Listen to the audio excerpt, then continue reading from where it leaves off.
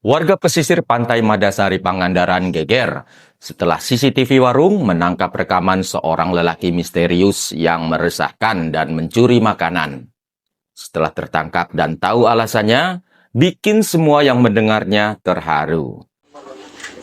Sinta, oh nggak paham bahasa Sunda. Kamu orang mana? Sulawesi. Ternyata sosok misterius itu adalah seorang mahasiswa asal Sulawesi. Selama 1 tahun, luntang-lantung tinggal di dalam semak pesisir pantai Madasari. Inilah Anca, si sosok pemuda viral yang hidup menyendiri karena gagal kuliah. Keberadaannya terungkap bukan karena laporan orang hilang, melainkan karena kecurigaan warga yang sering mendapati bahan makanan di warung-warung kecilnya hilang misterius.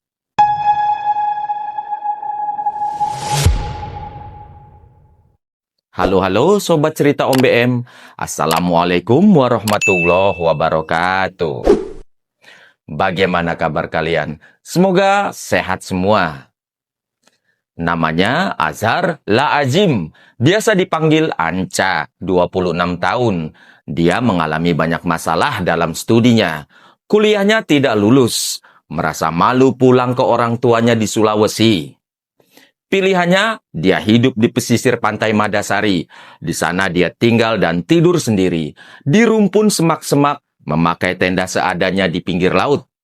Bertahan hidup tanpa pekerjaan, tanpa penghasilan, dan jauh dari peradaban.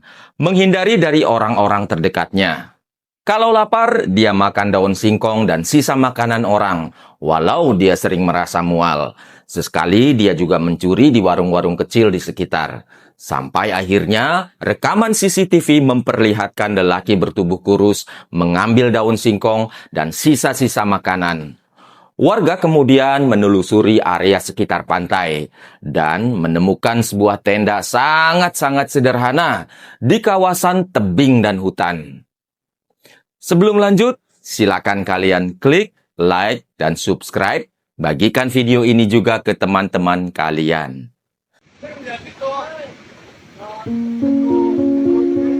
Bos. Oh, you. Oh.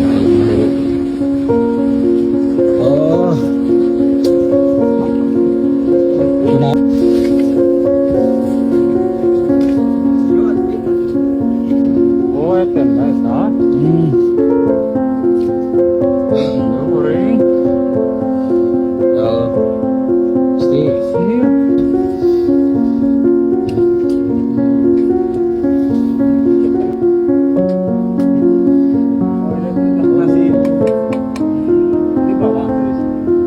Sampah-sampah itu ya.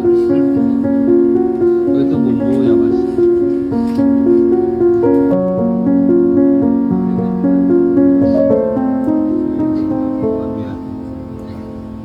Pernah ini tidur gitu. Mas, coba lihat alas tidurnya pakai apa aja sih, Mas? Kok bisa gitu?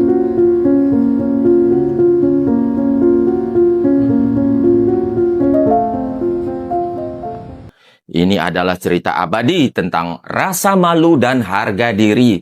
Tentang bagaimana ekspektasi bisa menjadi palu godam yang memecahkan hati seorang anak manusia, lalu membuatnya lari sejauh-jauhnya, bahkan hingga ke tebing karang di ujung Jawa Barat. Kisah seorang mahasiswa dari Luwuk, Kabupaten Banggai, Sulawesi Tengah, yang memilih mengasingkan diri. Namanya Azahar Laazim atau akrab dipanggil Anca. Usianya 26 tahun. Seharusnya dia sibuk dengan tumpukan buku di salah satu kampus di Bandung. Tapi hari-hari Anca tidak lagi di kampus. Selama setahun terakhir, kampusnya dalam tanda kutip adalah sebuah tebing tinggi di kawasan pantai Madasari Pangandaran. Tempatnya tinggal dan tidurnya sebuah tenda kusam rusak yang nyaris menyatu dengan akar pepohonan. Tenda itu sudah lapuk dimakan cuaca, seolah menjadi simbol betapa lamanya dia menyembunyikan diri dari dunia. 3 tahun hilang, sebuah jarak waktu yang panjang untuk sebuah keluarga di Sulawesi Tengah. Mereka tentu bertanya-tanya, cemas, dan mungkin sesekali menyalahkan diri mereka sendiri. Uang sudah dikirim, harapan sudah ditanam, tapi Anca tidak sanggup memenuhi harapan. Dia gagal. Anca merasa gagal menuntut ilmu. Dan itulah biang masalahnya. Dia merasa mengecewakan, merasa telah menghabiskan banyak uang untuk sesuatu yang sia-sia. Rasa malu itu menjadi monster yang tak tertahankan.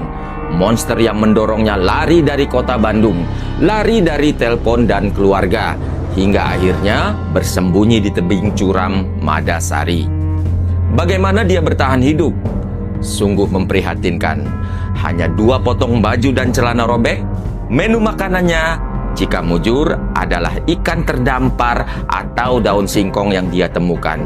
Tapi perut punya hukumnya sendiri. Di saat-saat kelaparan hebat, naluri bertahan hidup mengalahkan rasa malunya. Dia mulai mengambil makanan dari warung-warung kecil. Nasi, beras, telur, daging ayam. Kehilangan yang berulang-ulang ini membuat pemilik warung resah.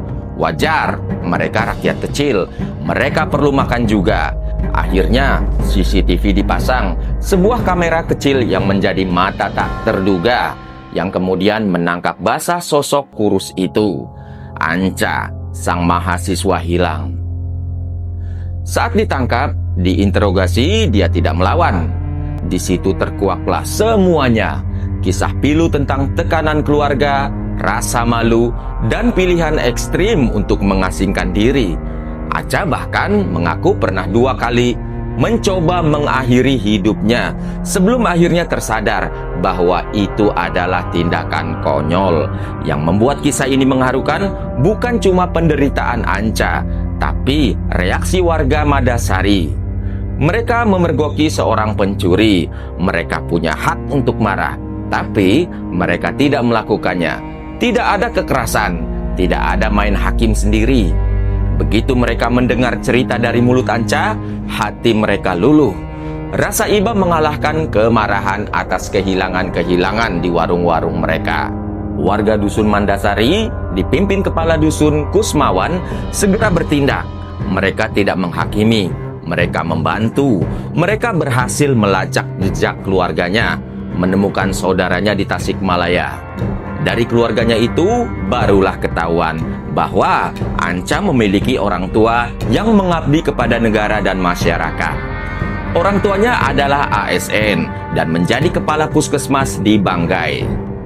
Warga dusun Madasari memang berhati luhur. Mereka telah melakukan hal yang luar biasa. Mereka tidak hanya menangkap pencuri, tapi menemukan kembali seorang anak yang hilang. Mereka telah menunjukkan bahwa di tengah kegelisahan masih ada ruang besar untuk empati dan kemanusiaan.